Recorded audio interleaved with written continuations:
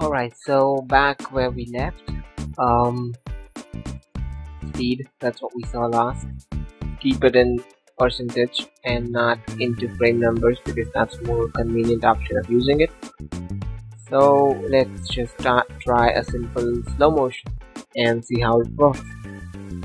The trick to slowing things down is not just slowing it to a point where it's like a pause. The trick to slowing things down is to know where exactly to slow it down, because that's when the maximum impact of the video falls upon.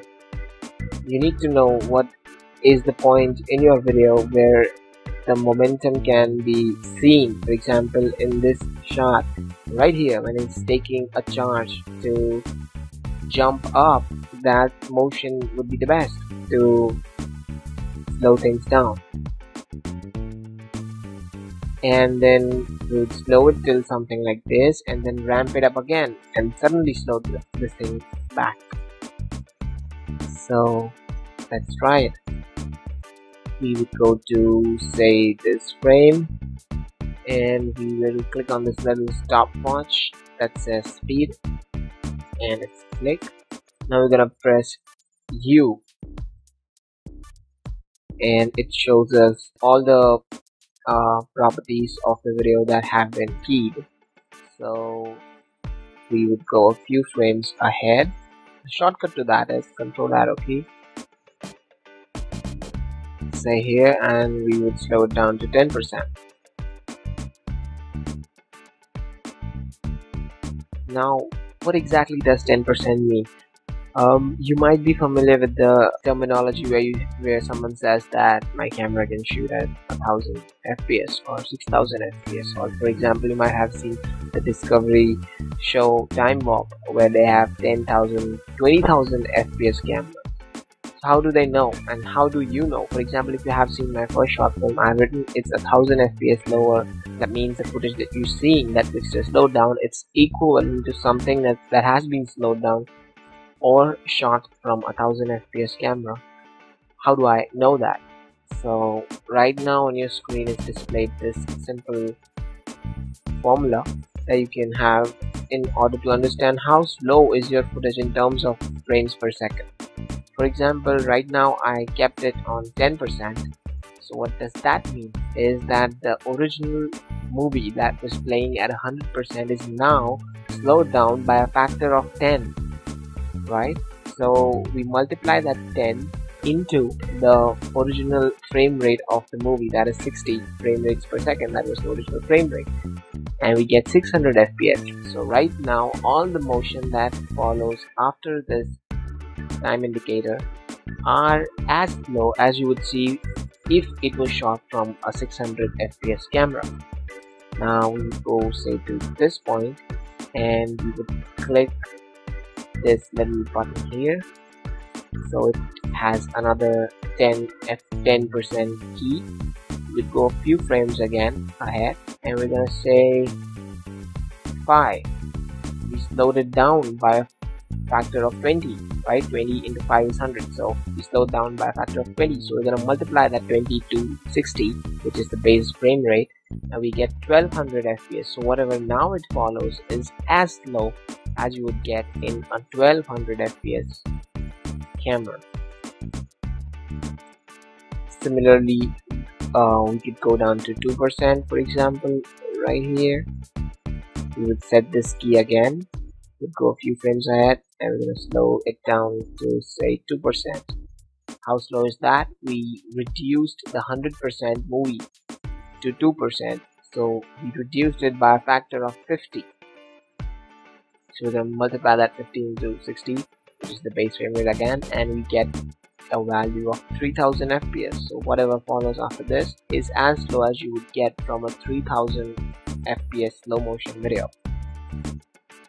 And the last value that you can actually keep before hitting a barrier that would make your movie look like a pause movie is that 1%. So we're going to key this again, go a few frames ahead, and click 1.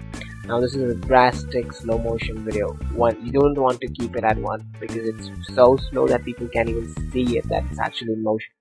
Because we have reduced it by a factor of 100 now. We can multiply that 100 back into 60 and we would get an answer of 6000 FPS. That's the highest I can achieve inside Twixtor because my base movie has a frame rate of 60 FPS per second.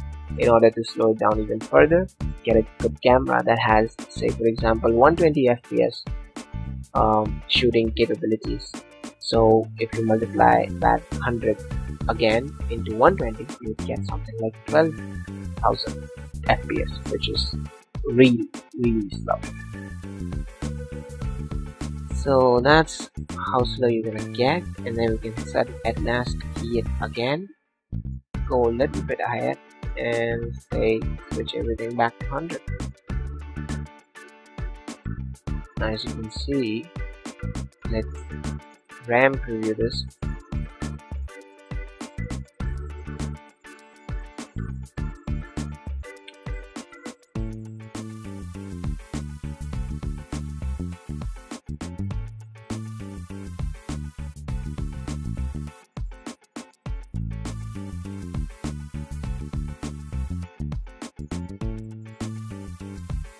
Now you might not be seeing what I'm seeing over here. Right over there.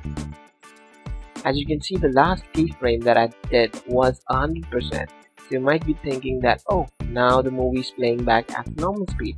So now everything should be clean because the footage is not being affected by Twixtor. That's what you might be thinking because it's 100%.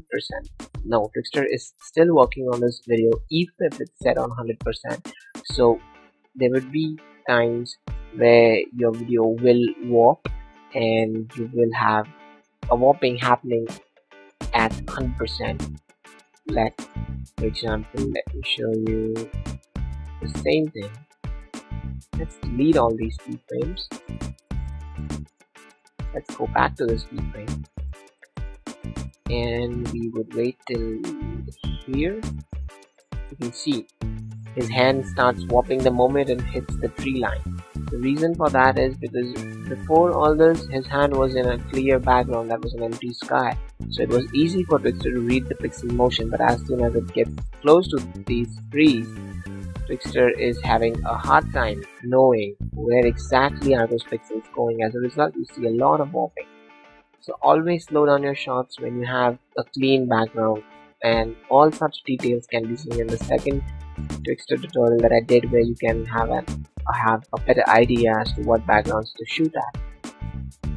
So let's go to this point, say here. We're gonna keyframe again for 10, go a few frames ahead and keyframe back to 100. So now we are almost clean, right? Like I said, after this, Twixtor should not affect because the last keyframe is 100 and there's nothing affecting the video anyhow. But if you scroll ahead, you can see that it is still warping. Even at 100%, his hands are warping. Why is that? It shouldn't. And you might be wondering that in the final video that I did, all of this warping was not visible. But why is it visible right now, even if it's playing at 100%? These options are okay. These settings, which are the settings that I kept when I made that video, you can see the warping is still not gone, it's still there. And there's one more thing that might be affecting this is your resolution. Sometimes getting in a lower resolution, say this, makes your video more pixelated, and so it's easier for Twixtor to count the motion. As a result, you might not see warping here, but the moment you switch up back to full, you can see the distortion that's happening. So why is this happening? It shouldn't, right? It's not in the final video. But now I'm going to show you something that will actually surprise you.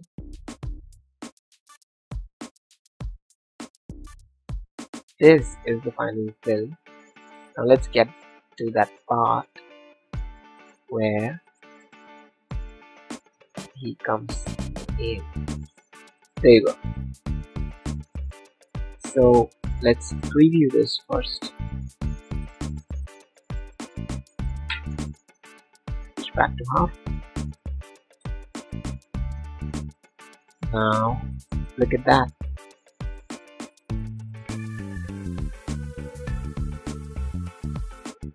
You might be wondering, why is it looking so good and not warping? On the other hand, the same footage right here is warping at the same point. After this, I slowed him down somewhere over here, but before that, look at all that warping that's happening with his hand. But if you see it right now in this short film, if we go frame by frame, now you can actually see it that your eyes were not able to pick up when you were watching it for the first time. There you go. See that warping is happening in the final movie too.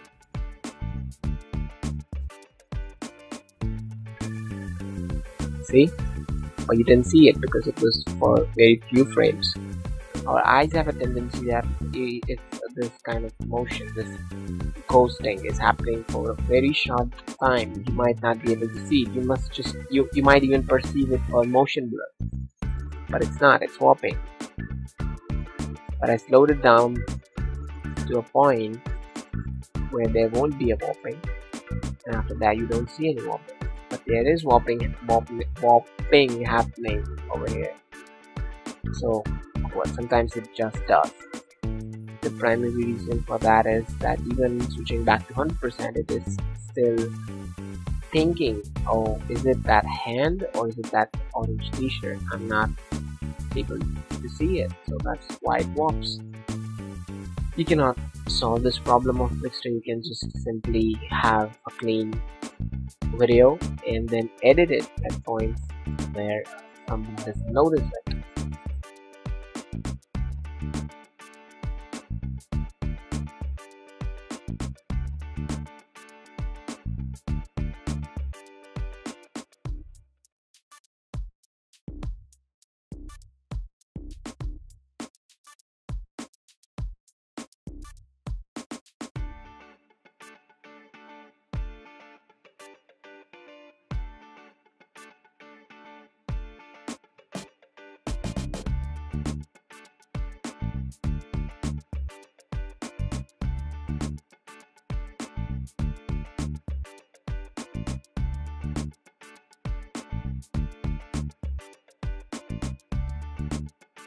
This is how you slow things down simply in Twixtor.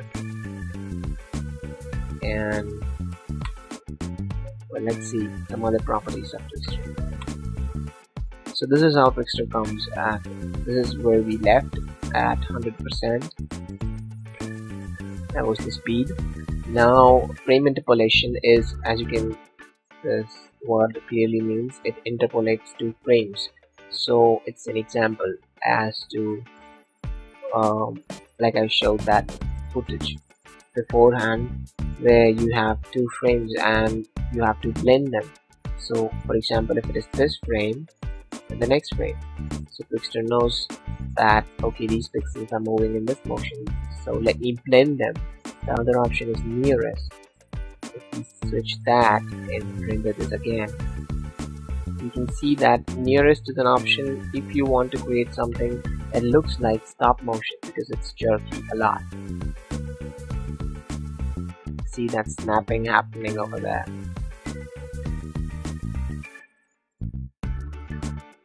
So that's if you want to, that's actually a very good way of simulating a stop motion effect. So you can keep that. Blend is the default option where it blends two frames together.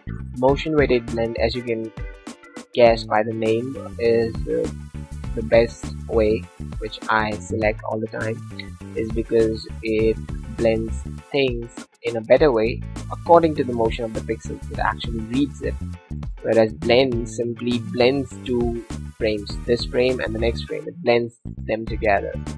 So even the effect is good enough, a better effect is provided by motion weighted blend, which actually blends two frames according to the motion of the pixels. Warping, the biggest nightmare of a person who uses Twixtor. It is suggested to be kept on inverse with smart blend because it's smart, sounds smart, I guess. I don't know. You could keep it on inverse or inverse with smart blend. The best way to select one of these is to go to a point where it's warping, switch back to full resolution, and then change these so you can have an idea as to what changes Twixtor is doing. So let me keep that in motion weighted, let me keep that at inverse with smart blend. As you can see, a very few corrections over here were made by the inverse smart blend. Forward is you could say effect, where you can actually point out from where to where a frame is moving. It's generally used if a shot is panning or tracking and new data is being added from one side of the frame. So Twixtor has to know, okay, these three, for example, if the shot was moving and more of these trees were coming in, the Twixtor has to know, okay, this is the motion of the frame. So for that, you can keep forward or forward with no smart blend, because turning smart blend off, as you can see over here, actually helps Twixtor to let other data come inside the frame without distorting it. Because, for example, if a big tree suddenly comes into the frame from this side, Twixtor will distort it because it doesn't know where it came from, those pixels. Smart blends, turning smart blend off actually helps at those point of time. So keep that in inverse with smart blend. That's pretty much it. Motion blur compensation. If you have seen the Ultimate Twixtor Tutorial Part 2, you might have an idea that motion blur can be completely eliminated by having a higher shutter speed.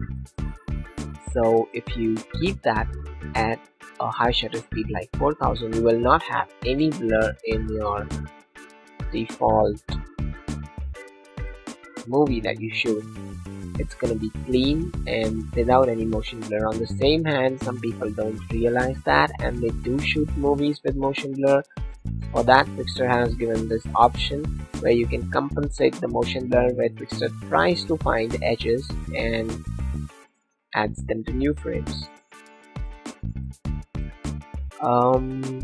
You can also come down here and set the main BG sensitivity. Now what this does is, if you go back to a frame where it's slowed down, you can keep this. If you keep this to 0, what this means is that this layer, this on which Twixtor is working right now, the pixels are least sensitive if it's kept at 0. So what this would do is something like this.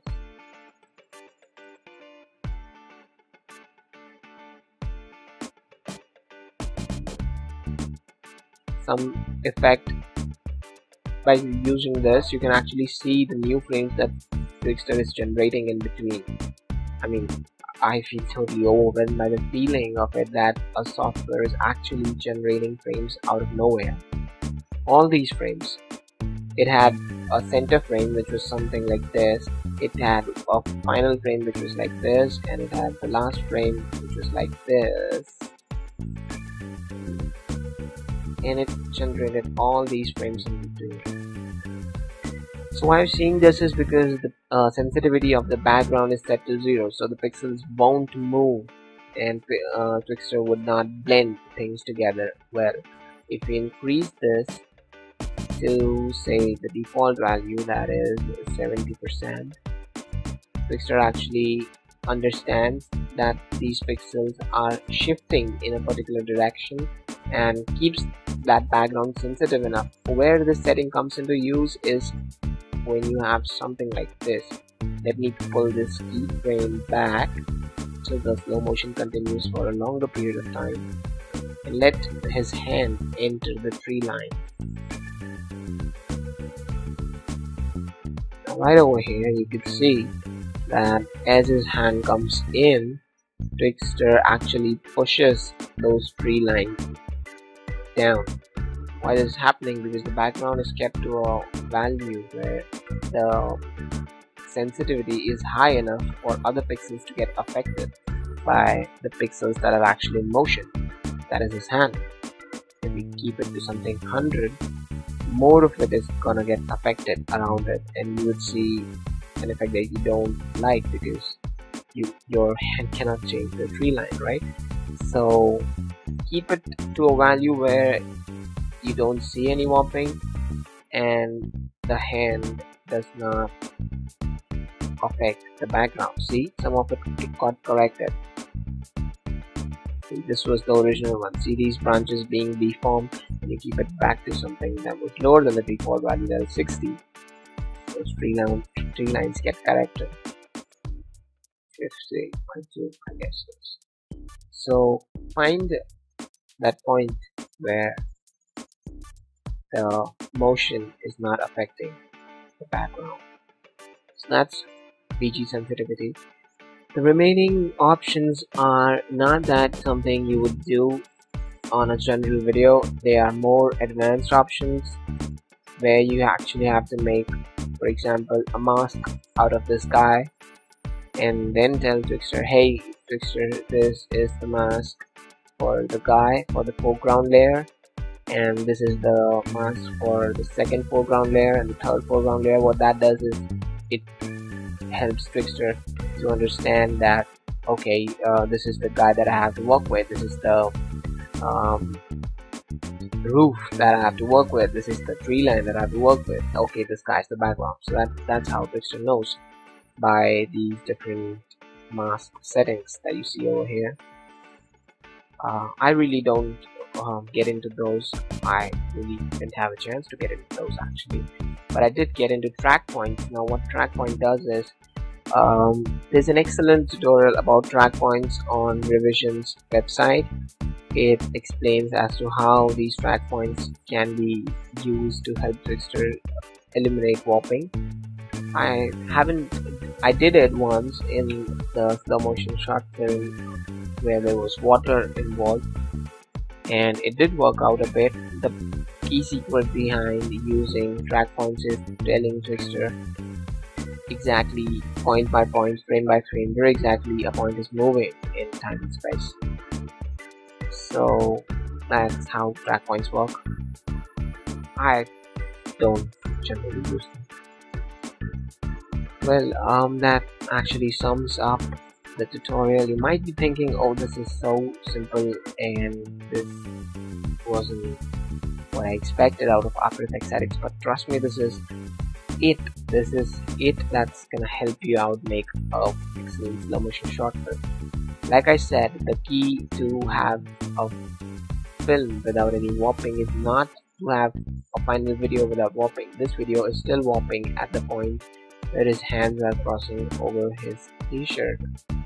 But to take that final video that is whopping and take it inside editing software like, for example, Adobe Premiere or FCP, and edit only at points where you can see clean footage. For example, if you have taken a shot from two different angles and one of them is whopping and the other one is not, always try and cut at points where you can have a cleaner transition.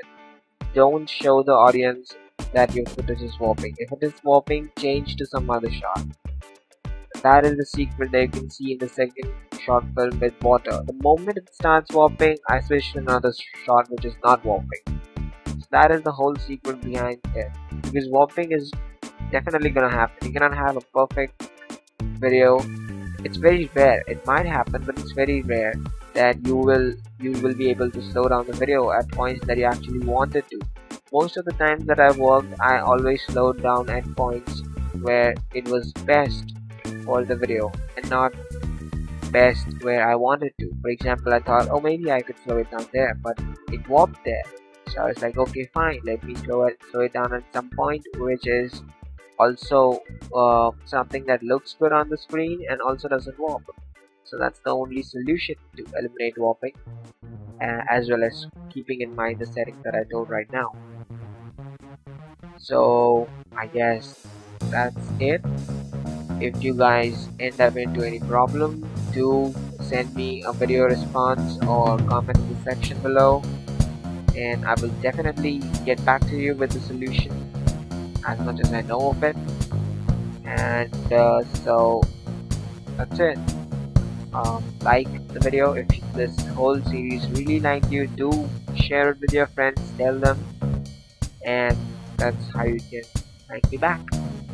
Thank you for watching the entire Ultimate Twixtor Tutorial Series. This is Street signing off. Thank you very much. Have a good day.